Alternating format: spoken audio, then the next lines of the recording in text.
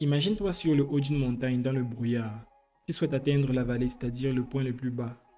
Tu ne sais pas où aller, alors tu fais un pas dans la direction où la pente descend. Et ainsi de suite, tu recommences jusqu'à atteindre ce point le plus bas. C'est exactement ce qu'une machine fait lorsqu'elle apprend. Elle cherche à minimiser l'erreur tout en descendant pas à pas la montagne des possibilités. Ce processus s'appelle la descente de gradient, qui est l'algorithme au cœur du machine learning. Alors, content de te retrouver aujourd'hui sur Mastering AI et comme tu l'auras sûrement deviné, nous allons parler aujourd'hui de la descente de gradient. L'objectif sera de t'expliquer son fonctionnement en des termes très simples afin que tu puisses comprendre le mécanisme d'apprentissage des modèles de machine learning à partir des données. Alors, si tu es nouveau sur cette chaîne, ici nous parlons des notions autour de l'IA et nous t'apprendrons également les concepts fondamentaux autour du langage Python qui te permettront de construire et d'expérimenter tes projets qui intègrent l'IA. N'hésite donc pas à t'abonner à la chaîne afin de suivre régulièrement nos contenus et à liker également cette vidéo afin de nous soutenir. Alors, c'est quoi l'objectif de la descente de gradient? Simplement dit, il s'agit de minimiser l'erreur d'apprentissage. En effet, en machine learning, le but est de construire des modèles qui vont pouvoir prédire à partir des données. Chaque modèle est représenté par l'ensemble des paramètres ou poids qui le caractérisent et à partir desquels le calcul des prédictions est effectué. Et la nature de ces poids peut varier en fonction du type de modèle que vous entraînez, que ce soit un modèle linéaire, un modèle à base d'arbres ou un réseau de neurones. Ainsi, chaque fois qu'un modèle effectue une prédiction, on va comparer le résultat de cette prédiction avec la valeur réelle. La différence entre ces deux valeurs est ce qu'on appelle l'erreur, et c'est cette erreur que nous cherchons à minimiser. On modélise souvent cela avec une fonction appelée fonction de perte ou loss function. Ainsi, le but de la descente de gradient est de trouver les paramètres ou les poids du modèle qui rendent cette perte la plus petite possible. Autrement dit, en considérant la fonction de perte qui représente l'erreur en fonction des poids du modèle, on veut pouvoir descendre sur la courbe jusqu'au point le plus bas possible et retenir les poids correspondants. Alors, pour savoir dans quelle direction descendre, la machine a besoin d'un indice, c'est ce qu'on appelle la pente.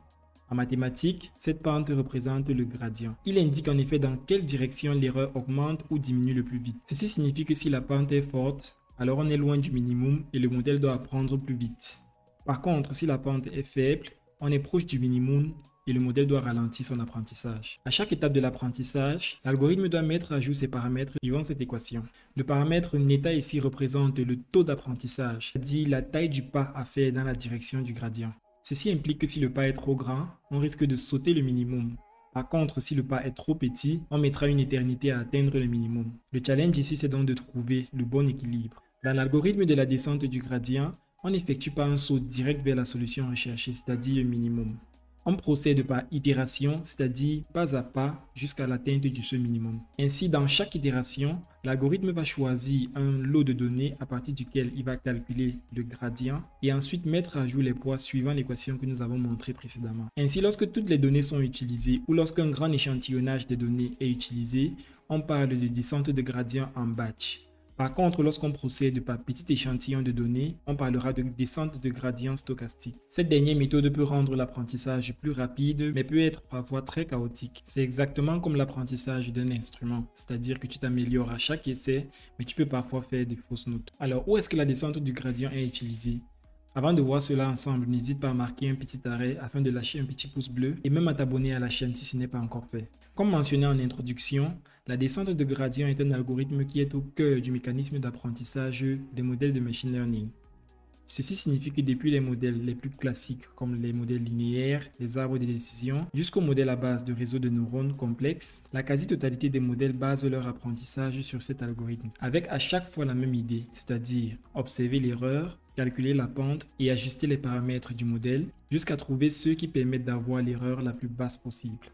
Tu comprends maintenant comment fonctionne l'algorithme de la descente de gradient.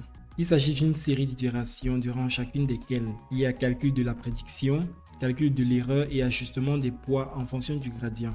Le but final étant de converger vers le minimum de l'erreur. Avec cet algorithme au cœur de l'apprentissage de la quasi-totalité des modèles de machine learning et de deep learning, les modèles deviennent de plus en plus précis jusqu'à être capables de reconnaître des images, de comprendre du texte et même d'en écrire comme toi et moi. J'espère que cette vidéo t'aura plu et si tu es davantage intéressé par des explications simplifiées des notions autour du machine learning et de l'IA en général, n'hésite pas à t'abonner afin de ne pas manquer les prochains contenus.